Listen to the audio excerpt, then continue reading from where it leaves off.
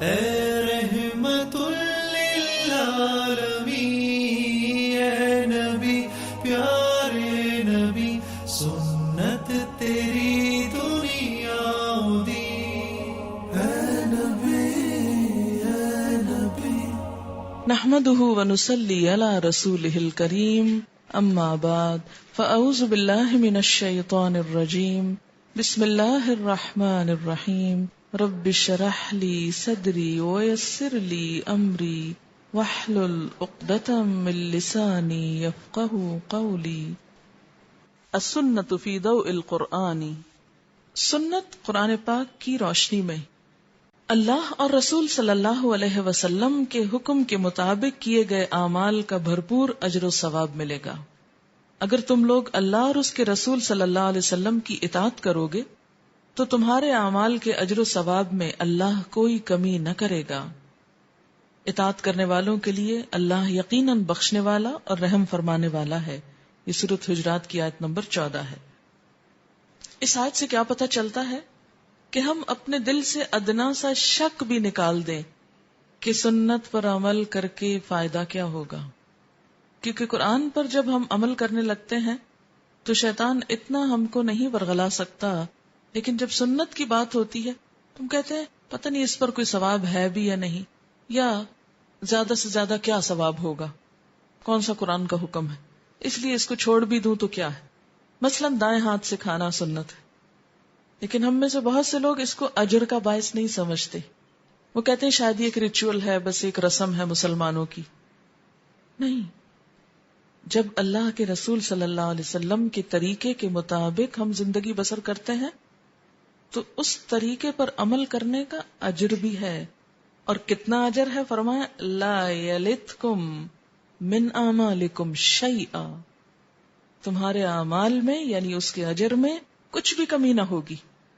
یعنی اللہ کے رسول صلی اللہ علیہ وسلم کی سنت پر عمل کا بھی ایسا ہی اجر ہے جیسے اللہ کا حکم ماننے پر اجر ہے۔ اس لیے پورا شرح صدر ہونا چاہیے کہ سنت کوئی حقیر چیز نہیں، یا آپ کا حکم مان کر کوئی ویسٹ آف ٹائم نہیں ہو رہا، بلکہ پورے کے پورے فائدے میں ہے۔ گناہوں کی مغفرت نبی صلی اللہ علیہ وسلم کے اتباع کے ساتھ مشروط ہے۔ اے نبی صلی اللہ علیہ وسلم، ان سے کہہ دو کہ اگر تم حقیقت میں اللہ سے محبت کرتے ہو، جس کا دعویٰ ہم میں سے ہر ایک کرتا ہے، نہ صرف یہ کہ ہم کرتے ہیں بلکہ غیر مسلم بھی کرتے ہیں کہ ہم کو اللہ سے بہت محبت ہے، فرمایا اگر واقعی محبت ہے تو ثبوت دو، پروو کرو کہ تم محبت کرتے ہو، کیونکہ ہر محبت ثبوت مانگتی ہے نا۔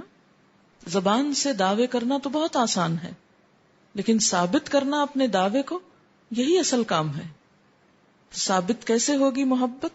فاتبعونی، نبی صلی اللہ علیہ وسلم کا اتباع کرو، آپ کے پیچھے چل کے دکھاؤ، پتہ چل جائے گا کتنی محبت ہے۔ اگر تم آپ کے نقش قدم پر چلو گے تو نتیجہ کیا آئے گا؟ یحببکم اللہ، اللہ تم سے محبت کرے گا۔ تو جو شخص اللہ سے محبت کا متمنی ہے یا یہ چاہتا ہے کہ اللہ اس سے محبت کرے، ہم میں سے ہر ایک یہ چاہتا ہے نا، کبھی کبھی خیال آتا ہے نا کہ ہمارے دل میں تو اس کی محبت ہے، پتہ نہیں ہمارا اس کی نگاہ میں کیا مقام ہے، وہ ہمارے بارے میں کیا سوچتا ہے۔ فرمایا کہ اگر تم رسول اللہ صلی اللہ علیہ وسلم کی پیروی کرو گے تو یقیناً تمہیں اس کی محبت حاصل ہو جائے گی، تم اس کی محبت کو پالو گے۔ اور کیا فائدہ ہوگا؟ وَيَغْفِرْ لَكُمْ ذُنُوبَكُمْ، اور تمہارے گناہوں کو بھی معاف کر دے گا۔ یعنی جو شخص سنت کا اتباع کرے گا اس کے گناہ بھی معاف ہو جائیں گے، کمی کوتاہی سے بھی درگزر ہو جائے گا۔ کتنا بڑا سرٹیفکیٹ ہے، کرو میرے حبیب کا اتباع، اس جیسے بن جاؤ تو میری محبت تم پہ واجب ہو گئی۔ تو جسے چاہیے اللہ کی محبت، اللہ کی توجہ، وہ ان جیسا بنے، کیونکہ وہی اسوہ حسنہ ہے، وہ اللہ کے محبوب ہیں۔ اللہ کے محبوب کو کاپی کرو، اس کا طریقہ زندگی اختیار کرو، وہ بڑا معاف کرنے والا اور رحیم ہے۔ اللہ اور رسول اللہ صلی اللہ علیہ وسلم کی اطاعت کرنے والے لوگ قیامت کے دن نبیوں، صدیقوں، شہیدوں اور نیک لوگوں کے ساتھ ہوں گے، یعنی انجام بھی اچھا ہوگا.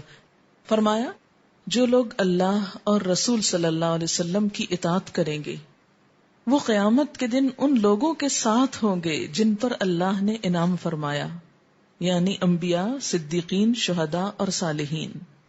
ان لوگوں کی رفاقت کتنی اچھی ہے.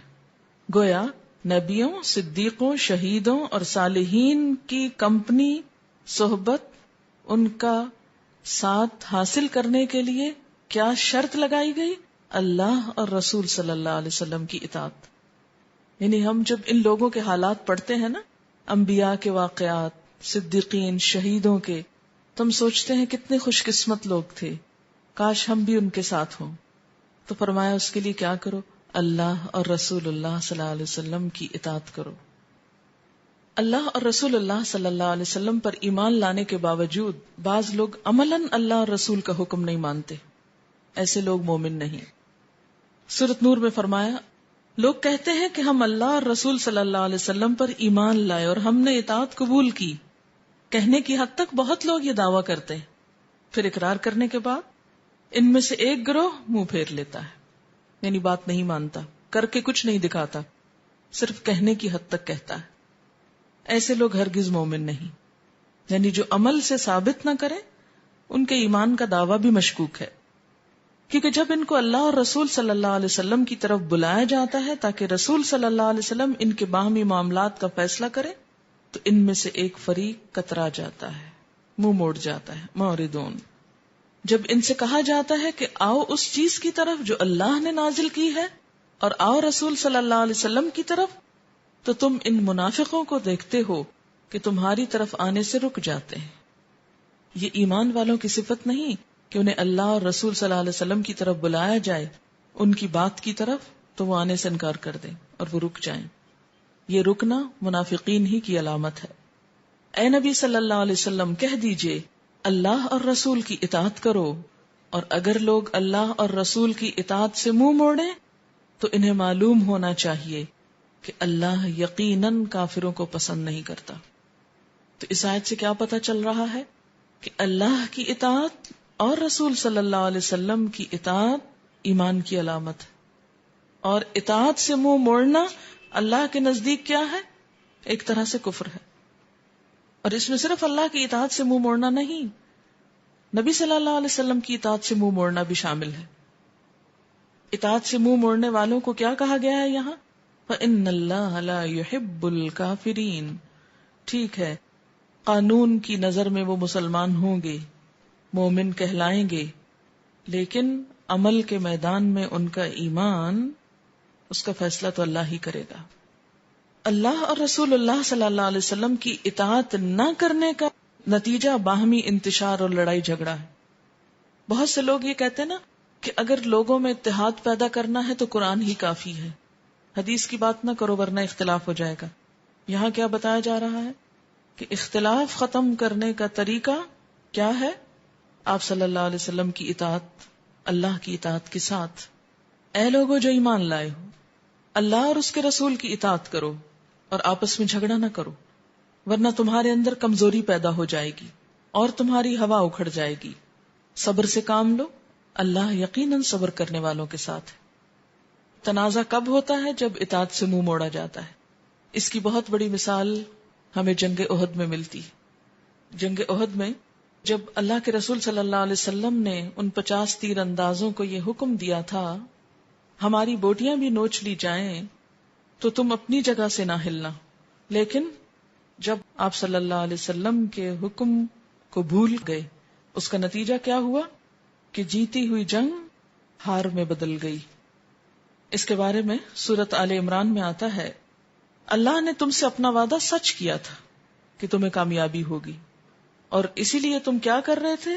قتل کر رہے تھے کافروں کو اللہ کے اذن سے. لیکن پھر کیا ہوا؟ حتی اذا فشلتم، جب تم ہمت ہار بیٹھے، وتنازعتم فی الامر، اور اس معاملے میں جھگڑنے لگے. یہ تنازع کہاں ہوا تھا؟ یہ تیر اندازوں کے درمیان ہوا تھا. بعض نے کہا ہمیں آپ صلی اللہ علیہ وسلم نے فرمایا یہیں رکنا چاہیے، اور بعض نے کہا نہیں، اب تو وہ کافر جا چکے ہیں، تو فرمایا وَعَصَيْتُمْ، اور تم نے نافرمانی کی. کس کی نافرمانی تھی یہ؟ نبی صلی اللہ علیہ وسلم کی. مِن بَعْدِ مَا أَرَاكُمْ مَا تُحِبُّونَ، اس کے بعد کہ اس نے دکھایا تم کو جس سے تم محبت کرتے ہیں، یعنی مال دیکھ کر تمہیں حضور صلی اللہ علیہ وسلم کا حکم بھول گیا، نافرمانی کی، لہذا تم نے جیتی ہوئی جنگ ہار دی. مِنْكُمْ مَن يُرِيدُ الدُّنْيَا وَمِنْكُمْ مَن يُرِيدُ الْآخِرَةَ.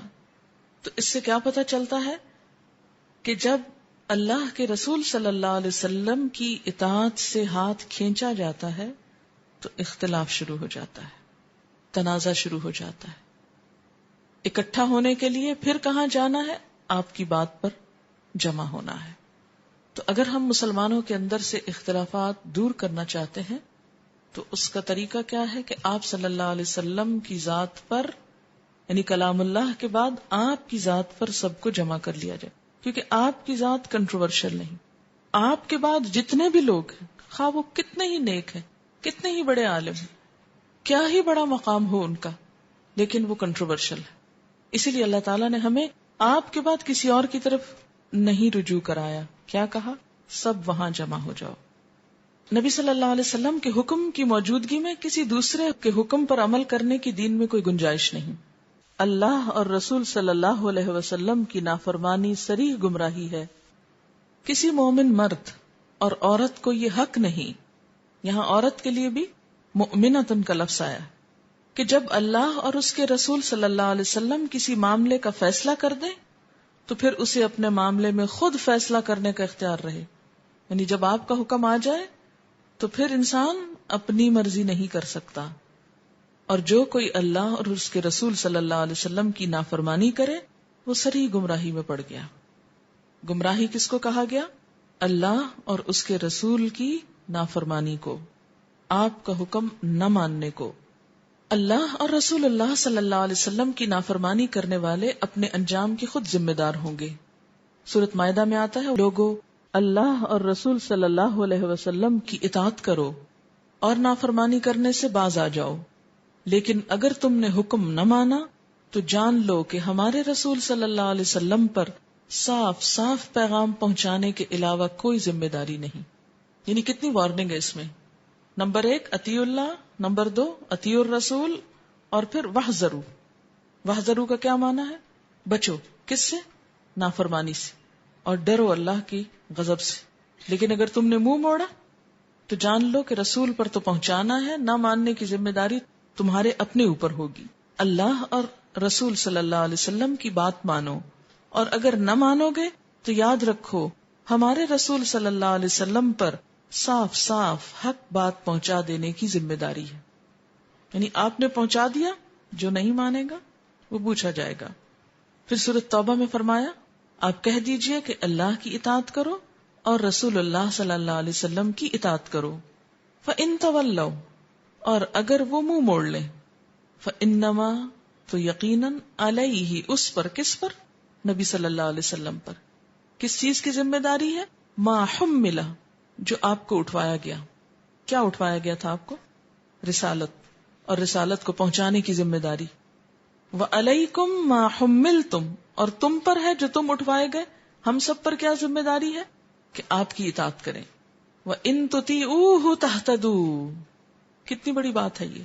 وَإِن تُطِيعُوهُ تَهْتَدُوا، اور اگر تم اس کی اطاعت کرو گے تو ہدایت پاؤ گی. ہدایت کا معیار کیا ہے؟ کیا ہے ہدایت کا معیار؟ یا ہدایت یافتہ ہونے کی دلیل کیا ہے؟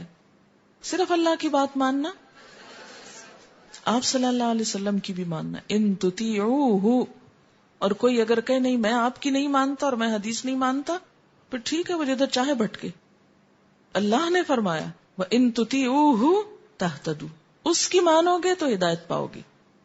اس طرح ڈسپلن سکھایا، کیونکہ اگر یہ ڈسپلن نہ ہو تو ادب آداب اور مسلمانوں کے اندر جو اتنی زبردست تنظیم پیدا ہوئی تھی وہ ہو ہی نہیں سکتی تھی. رستم نے جب مسلمانوں کو با جماعت نماز پڑھتے دیکھا تڑپ اٹھا، کہا کہ ان کو ادب آداب آ گئے. کیونکہ عرب نگلیکٹڈ لوگ تھے، کوئی ان کی طرف توجہ نہیں دیتا تھا کہ یہ جنگجو باہم لڑنے والے جن کے پاس نہ کوئی کلچر ہے، نہ سویلائزیشن ہے، نہ ان کی زمین میں کچھ اگتا ہے، نہ کچھ اور ان کے پاس ہے، ان پہ حملہ کر کے بھی کیا کرنا ہے. ان کی زمین لے کے بھی کیا کرنا ہے. کسی کے لیے کوئی اٹریکشن ہی نہیں تھی اس خطے میں، اسی لیے تو یہ آزاد رہے کسی کے بھی اور تسلط سے، دباؤ سے. آپ پڑھتے ہیں نا روم اور ایران کی باہم جنگیں، لیکن عربوں کے ساتھ بیرونی دنیا کی کوئی خاص جنگ ہی نہیں. تو اس کی بنیادی وجہ یہی تھی کہ یہ قابل توجہ لوگ نہ تھے، یعنی دنیا کے گویا سب سے زیادہ بھٹکے ہوئے یا نگلیکٹڈ. جب اس قوم نے ادب آداب سیکھ لیے تو یہ ناقابل تسخیر ہو گئے. جو دروازہ انہوں نے کھولا اسے فتح کرتے چلے گئے. فتح کا مطلب بھی کھولنا ہی ہوتا ہے. یہ سب کچھ کیسے پیدا ہو؟ کس نے تربیت کی تھی ان کی؟ اللہ کے رسول صلی اللہ علیہ وسلم. اور تربیت کے لیے لازم ہوتا ہے کہ تربیت کرنے والے کی بات مانی جائے. آپ کو معلوم ہے نا کہ آرمی کے اندر لوگ کس قدر ڈسپلنڈ ہوتے ہیں، تربیت یافتہ ہوتے ہیں. اس کی بنیادی وجہ اور روح کیا ہے؟ اطاعت. کبھی آپ نے پریڈ دیکھی ہوگی، ایک ساتھ قدم اٹھتے ہیں اور ایک ساتھ نیچے رکھے جاتے ہیں. اگر ہر شخص اپنی مرضی کرے تو یہ ڈسپلن نظر آ سکتا ہے؟ نہیں. اور یہ اتنا زبردست قسم کا ڈسپلن کب پیدا ہوتا ہے؟ جب اطاعت آتی، اتباع آتی.